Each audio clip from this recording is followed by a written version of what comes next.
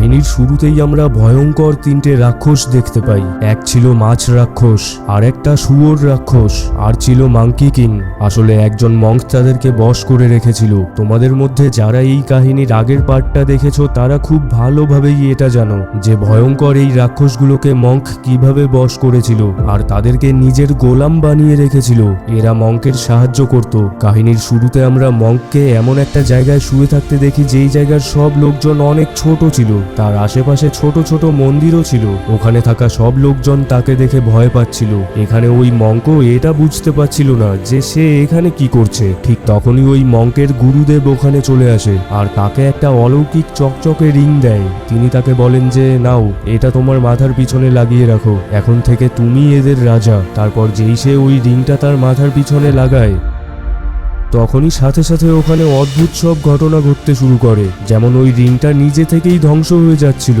এসব দেখে তো মঙ্ক আশ্চর্য হয়ে যায় যে কি হচ্ছে এসব। তখনই অচানক এই আতঙ্কে তার ঘুম ভেঙে যায়। আসলে এসব তো তার স্বপ্ন ছিল।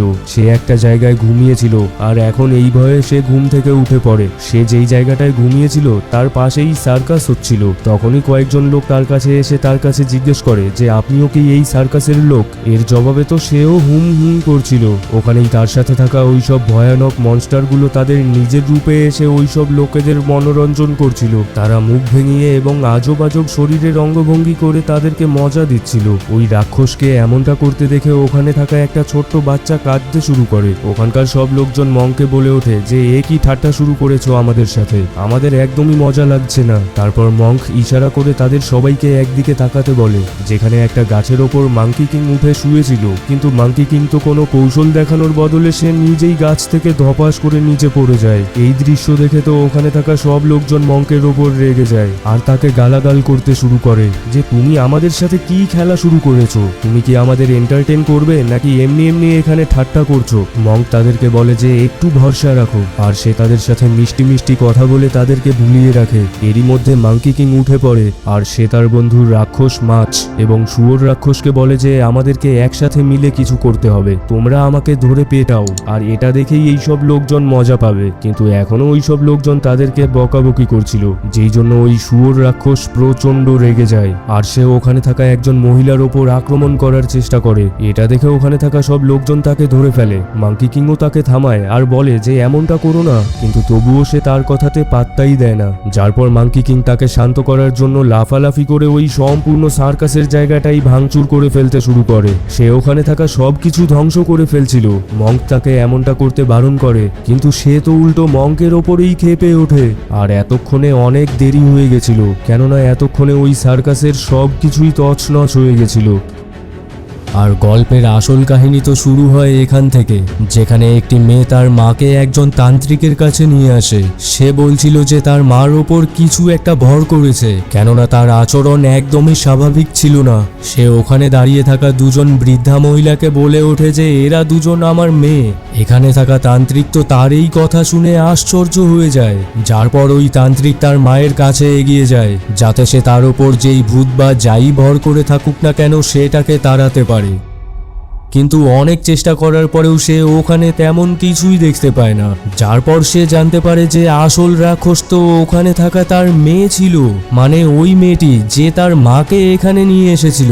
তখনই অচানক ওই মেয়েটি একটি অদ্ভুত রাক্ষসে রূপান্তরিত হতে শুরু করে। তার সারা শরীর একদমই অদ্ভুতভাবে কোকড়া মোকড়া হয়ে গেছিল আর সে ওখানে থাকা ওইসব তান্ত্রিকের গায়ে এক রকমের অদ্ভুত জাল ফেলতে শুরু করে। তার হাত পা অনেক লম্বা হয়ে গেছিল যেন কোনো মাকড়, আর সে ওখানে থাকা সবাইকে মারতে শুরু করে। অন্যদিকে আমরা মাঙ্কি কিং আর মঙ্ককে দেখতে পাই, যেখানে ওই মঙ্ক মাঙ্কি কিংকে অনেক পেটাচ্ছিল। সে তাকে বলে যে আমি তোমাকে এই জন্যই মারছি যাতে তোমার সারা জীবন মনে থাকে যে কোথায় কি করতে হবে। সে তাকে বলে যে তুমি কিছুই বোঝো না, যখন তুমি রেগে যাও তখন তুমি তোমার আশেপাশে থাকা সব কিছু নষ্ট করে ফেলো।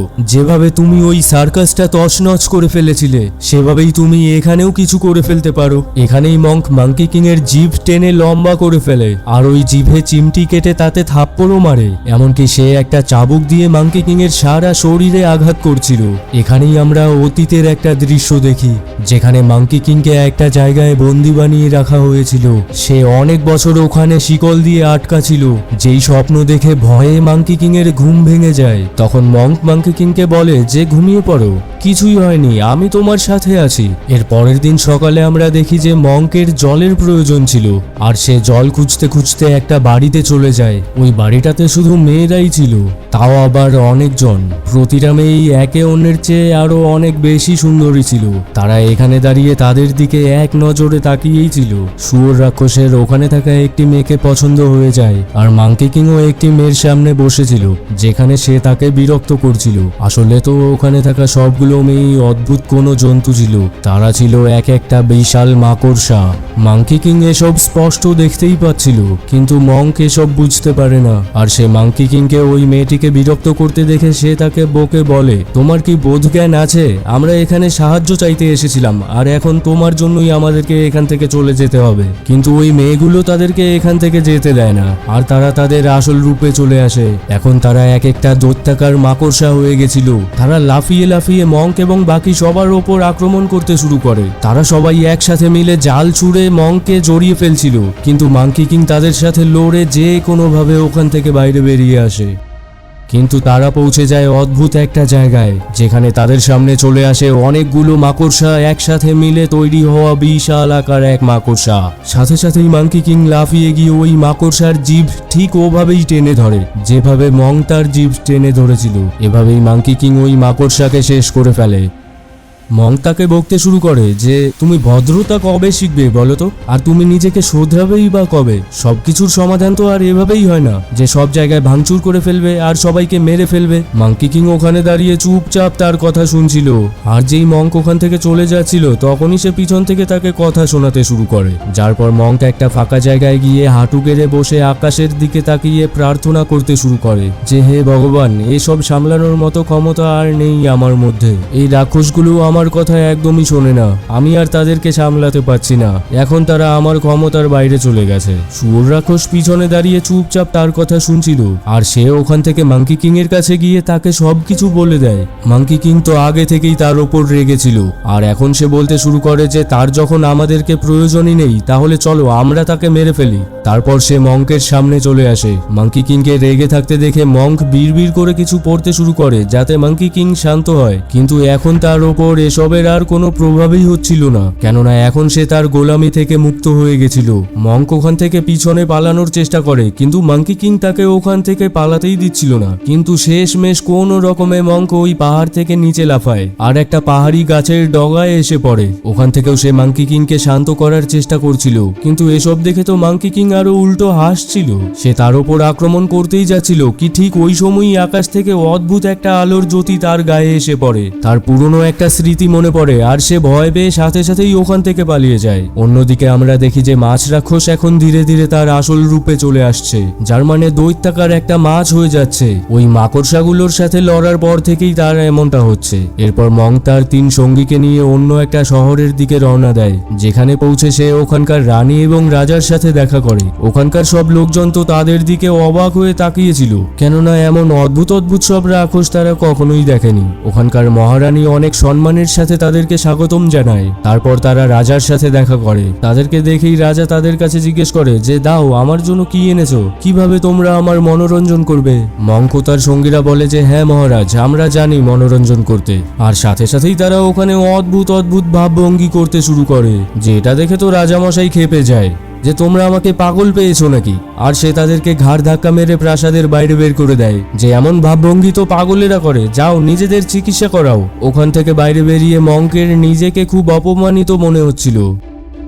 রেগে গিয়ে সে মাঙ্কি কিংকে আবার বকতে শুরু করে যে তোমরা একটা কাজও ঠিক মতো করতে পারো না। কিন্তু তারপর আবার সে বুঝতেও পারে যে ওটা তো সেই ছিল যে অদ্ভুত অদ্ভুত ভাবভঙ্গি করছিল। তাই সে আফসোস করতে শুরু করে যে প্রতিবার আমি মাঙ্কি কিং এর ওপর অত্যাচার করেছি। সে ওখানে বসে নিজের গালে চড় মারতে শুরু করে যে এরপর আর কখনোই আমার এই ভুল হবে না। আর সে মাঙ্কি কিং এর সামনে গিয়ে তার কাছে ক্ষমা চায়। মাঙ্কি কিং তাকে তুলে ধরে তাকে বলে যে হ্যাঁ ঠিক আছে, আমি তোমাকে ক্ষমা করছি, আমরা দুজন বন্ধু। তারপর তারপর তারা খুশি হয়ে হাসতে হাসতে বলে যে একবার আবার আমরা মহারাজার কাছে যাব, ওনার কাছেও ক্ষমা চাইবো আর এবার খুব ভালোভাবে মনোরঞ্জন করব। কিন্তু প্রাসাদের ভিতরে গিয়ে তারা জানতে পারে যে আসলে তো এ আসল রাজাই না, আসল রাজাকে সে কোথাও লুকিয়ে রেখেছে। সাথে সাথেই মাঙ্কি কিং তার সামনে এগিয়ে গিয়ে তার গালে ঠাটিয়ে চড় মারতে শুরু করে যাতে সে তার আসল রূপে চলে আসে। আর কিছুক্ষণ চাটা মারার পর ঠিক তেমনটাই হয় যেমনটা তারা চেয়েছিল। ওই ভণ্ড রাজা রেগে গিয়ে তার আসল রূপে চলে আসে, তার মুখ লাল হয়ে যায় আর তার মুখ থেকে আগুন বেরিয়ে আসতে শুরু করে। আসলে সে ছিল ছোট্ট একটা ভয়ানক রোবট যার মুখ থেকে আগুন বেরোতো। এখানে তারা সবাই মিলে ওই রোবটের সাথে অনেকক্ষণ লড়াই করে। এসব চলাকালীন প্রাসাদের ভিতর থেকে সবাইকে বাইরে বের করে দেওয়া হয়। মাঙ্কি কিং তো ছিল ভীষণ রাগী, তাই সেও তার ক্ষমতার ব্যবহার করে ওই রোবটের ওপর মারাত্মক আঘাত করে, যেই পাল্টা জবাবে ওই রোবট ছিটকে দূরে গিয়ে পড়ে। এই সুযোগেই মাছ রাক্ষস তার মুখ থেকে বরফ উগলে দেয়, যেই জন্য ওই রোবট জমে যায়। আর তারপর তারা এখানকার আসল রাজাকে খুঁজতে শুরু করে। ওই রাক্ষসটা এখানকার আসল রাজাকে এই প্রাসাদের নিচে লুকিয়ে রেখেছিল। মঙ্ক ওই রোবট রাজাকে একটা চাবি রিং বানিয়ে মহারানীকে দিয়ে দেয় আর আসল রাজাকে মুক্ত করা হয়। মহারাজা মঙ্ক এবং তার সঙ্গীদের ওপর ভীষণ খুশি হয় আর তিনি তাদেরকে বলেন যে বলো কি চাও তোমরা। মঙ্ক তার কাছে কিছুই চায় না, যার পর মহারাজা খুশি হয়ে নিজেই অনেকগুলো মেয়ে তাকে উপহার দিয়ে দেয়, যারা এখন থেকে সব সময় তাদের যত্ন আত্তি করবে। মঙ্ক বলে যে না, আমি এদের সবাইকে আমার সাথে নিয়ে যেতে পারবো না, কিন্তু হ্যাঁ আমি এমনটা চাই যে এদের সবাইকে মুক্ত করে দেওয়া হোক। এই কথা শুনে ওখানে থাকা মেয়েগুলো তো বলে ওঠে যে না, আমরা এভাবেই খুশি আছি, আমরা মুক্ত হতে চাই না। কিন্তু ওখানেই একটি মেয়ে চুপ করে দাঁড়িয়েছিল। এটা দেখে রাজা তাকে সামনে ডাকে আর তার কাছে জিজ্ঞেস করে যে কি হয়েছে তোমার। মেয়েটি কোনো জবাবই দিচ্ছিল না। তখন মহারাজা তাকে গান গাইতে বলে আর বলে যে এই গানের সাথে নৃত্যও করো। মেয়েটি প্রচন্ড ভয় পেয়েছিল, তবুও সে রাজামশাইয়ের কথা মতো তেমনটাই করতে শুরু করে। এই মেয়েটি ভীষণ কোমল এবং মিষ্টি ছিল, যেটা দেখে মহারাজার তাকে পছন্দ হয়ে যাচ্ছিল। তাই সে বলে যে এখন থেকে তাকে তার সাথেই থাকতে হবে। কিন্তু এটা দেখে মঙ্কের কষ্ট হচ্ছিল যে সে তাকে নিজের সাথে নিয়ে যাচ্ছে না কেন, সে এর জন্য অস্বীকার কেন করলো। আর বাকি অন্যান্য সব মেয়েদের ছেড়ে দেওয়ার জন্য মঙ্কের একদমই খারাপ লাগছিল না। এরপর মঙ্ক তার সঙ্গীদের নিয়ে প্রাসাদের বাইরে চলে আসে, কিন্তু এখনো সে ওই মেয়েটিকে মিস করছিল। তাই সে ঠিক করে যে সে আবার রাজামশাইয়ের কাছে ফিরে যাবে আর সে তার কাছে ওই মেয়েটিকে উপহার হিসাবে চেয়ে নেবে। কিন্তু রাজা বলে যে এখন অনেক দেরি হয়ে গেছে, এখন থেকে সে আমার সাথেই থাকবে, কেননা আমি তাকে পছন্দ করতে শুরু করেছি। যেই কথা শুনে মঙ্ক তো উদাস হয়ে যায় আর তাকে উদাস দেখে মহারানী রাজার কাছে অনুরোধ করে যে তুমি তাকে ফিরিয়ে দাও। তারপর রাজাও তার কথা মেনে নেয় আর এখন ওই মেয়েটিকে মঙ্কের কাছে দিয়ে দেওয়া হয়। এরপর থেকে মঙ্ক এবং তার সঙ্গীদের সাথে সব সময় ওই মেয়েটি সব জায়গায় যেত। এটা দেখে তো মাঙ্কি কিং এর রাগ হচ্ছিল যে ওই মেয়েটি মঙ্কের এত ঘনিষ্ঠ হচ্ছে কেন, কেননা তার এমনটা মনে হতো যে এই মেয়েটিও একটা রাক্ষস। তারপর মাঙ্কি কিং মঙ্ককে ডেকে বলে যে ওই মেয়েটি আসলে কোনো মানুষ নয় আর সে আমাদের ক্ষতি করতে পারে। এটা প্রমাণ করার জন্য সে তো কখনো কখনো ওই মেয়েটির হাত কেটে রক্ত বাইরে বের করত, আবার কখনো তাকে আঘাত করত। মঙ্ক তাকে এমনটা করতে বারণ করে, যার জবাবে মাঙ্কি কিং বলে যে ঠিক আছে, যদি এমনটাই হয় তাহলে তাকে আমাদের সবাইকে তার গ্রামে নিয়ে যেতে বলুন, আমি তার পরিবারের সাথে দেখা করতে চাই। মঙ্ক যখন ওই মেয়েটিকে এটা বলে তখন সে তাদের সবাইকে তার গ্রামে নিয়ে আসে আর তার পরিবারের লোকেদের সাথে দেখা করায়। ওখানে তার পরিবারের লোকেরা মঙ্ক এবং তার সঙ্গীদের খুব ভালোভাবে যত্ন এবং আপ্যায়ন করে। এরপর মাঙ্কি কিং যখন আর কোনোভাবেই এটা প্রমাণ করতে পারে না যে ওই মেয়েটি আসলে একটা রাক্ষস, তখন তো উল্টো আরো সে রেগে গিয়ে ওই মেয়েটির বাড়ির লোকেদের ওপরেই আক্রমণ করতে শুরু করে। মঙ্ক তাকে আটকে বলে যে তোমার মাথা খারাপ হয়ে গেছে নাকি, এর আগেও তুমি একটি মেয়েকে মেরে ফেলেছো যাকে আমি ভালোবাসতাম। তার এই কথা শুনে মাঙ্কি কিং প্রচন্ড রেগে গিয়ে ওখান থেকে চলে যায় আর বলে যে আমি আর ফিরে আসব না। এর পরের দৃশ্যে আমরা দেখি যে মঙ্ক উদাস হয়ে একটা পাহাড়ের চূড়ায় বসে আছে। ঠিক তখনই ওই মেয়েটি এখানে এসে মঙ্কের কাছে জিজ্ঞেস করে যে কি হয়েছে আপনার। মঙ্ক তাকে ওই মেয়েটির ব্যাপারে বলতে শুরু করে যাকে সে ভালোবাসতো। তার এই কথাগুলো ওই মেয়েটি অনেক যত্নের সাথে মনোযোগ দিয়ে শুনছিল। তখন মঙ্ক এই মেয়েটির মধ্যে ওই মেয়েটিকে দেখতে পায়। তাদের দুজনের মধ্যে কথাবার্তাই চলছিল কি ঠিক তখনই ওখানে মাছ রাক্ষস আর শুয়োর রাক্ষস চলে আসে আর মংকে বলে যে মাঙ্কি কিং প্রচন্ড রেগে গেছে, সে সব জায়গা তছনছ করে ফেলছে, তার সামনে আসা কোনো কিছুই ছাড়ছে না। এর সাথে সে এই মেয়েটির পরিবারের লোকেদেরকেও মেরে ফেলেছে, আর এখন সে এই মেয়েটিকে মারতে চায়। এসব শুনেই ওই মেয়েটি দৌড়ে তার বাড়িতে চলে আসে। তার পেছন পেছন মাঙ্কি কিংও এখানে চলে এসেছিল। সে তাকে মেরে ফেলতেই যাচ্ছিল কি ঠিক তখনই মঙ্ক তার সামনে চলে আসে। সে মাঙ্কি কিংকে বলে যে নিশ্চয়ই তোমার কিছু ভুল হচ্ছে, এই মেয়েটির কোনো দোষ নেই, তাকে ছেড়ে দাও। মঙ্ক ওই মেয়েটির সামনে এসে দাঁড়িয়েছিল, তাই মাঙ্কি কিং মঙ্কের ওপরেই আক্রমণ করতে যাচ্ছিল। তখনই ওই মেয়েটি মাঙ্কি কিং এর পা ধরে অনুরোধ করতে শুরু করে আর বলে যে দয়া করে এমনটা করো না, তার কোনো ক্ষতি করো না। কিন্তু মাঙ্কি কিং ওই মেয়েটিকে ধাক্কা মেরে দূরে ফেলে দেয়, আর তারপর সে তাকে মেরে ফেলতেই যাচ্ছিল কি ঠিক তখনই মঙ্ক তার সামনে চলে আসে, আর ওই রডটা সোজা গিয়ে মঙ্কের গায়ে লাগে। এটা দেখে ওই মেয়েটি কান্না করতে শুরু করে আর বলে যে হ্যাঁ, আমি মিথ্যে বলেছি, আমি তোমাদের থেকে লুকিয়েছি যে আমি একটা রাক্ষস। জীবনে আমার সাথে ভালো কিছুই হয়নি, কয়েকজন লোক আমার সাথে খারাপ আচরণ করে আমাকে মেরে ফেলেছিল, তারপর আমি রাক্ষস হয়ে গেছিলাম, কিন্তু আমি খারাপ না। এটা শুনে মাঙ্কি কিং আরও বেশি রেগে যায়, আর সে বিশাল বড় একটা গরিলার রূপ ধারণ করে। এর সাথেই সে মঙ্ককে তুলে তার মুখে ঢুকিয়ে তাকে আস্ত গিলে ফেলে। তারপর সে লাফিয়ে লাফিয়ে পাহাড়ের ওপরে উঠতে শুরু করে, কিন্তু ওই মেয়েটি তার পা ধরে ঝুলেছিল, সে শক্ত করে তার পা ধরে রেখেছিল। এরপর সে অনেক উঁচু একটা জায়গায় চলে আসে, তার সাথে ওই মেয়েটিও এখানে চলে এসেছিল।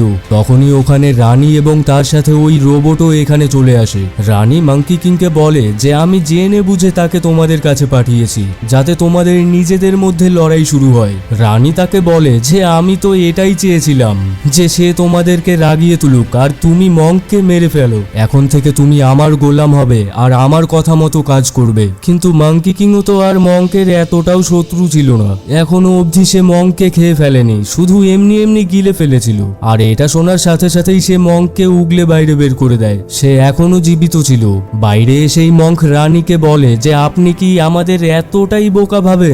আপনি ভাবেন যে এই দুনিয়ায় শুধু আপনি একাই চালাক। ওটা যেমন আপনার প্ল্যান ছিল, তেমনি এটা আমাদের প্ল্যান ছিল। শুরু থেকেই মাঙ্কি কিং আমার দিকেই ছিল।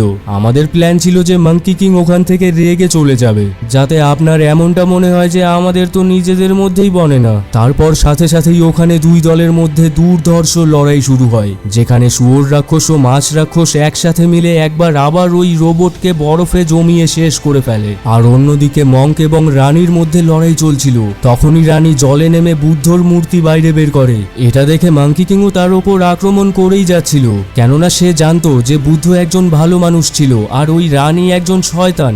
বুদ্ধ কখনোই ওই শয়তানের সাহায্য করবে না। এরপর মাঙ্কি কিং তার লাঠি বাইরে বের করে আর সে জলের নিচে চলে যায়। ঠিক তখনই অমনি আরো দুটো মূর্তি বাইরে বেরিয়ে আসে আর মাঙ্কি কিং এর ওপর আক্রমণ করতে শুরু করে। মাঙ্কি কিং বুঝতে পারছিল না যে বুদ্ধ ওই রাক্ষসের সাহায্য করছে কেন। সে খুব বাজেভাবে ঘায়েল হয়ে যায়। আর ঠিক তখনই জলের নিচ থেকে বিশাল বড় একটা হাত বাইরে বেরিয়ে আসে, যেটা ছিল আসল বুদ্ধর হাত।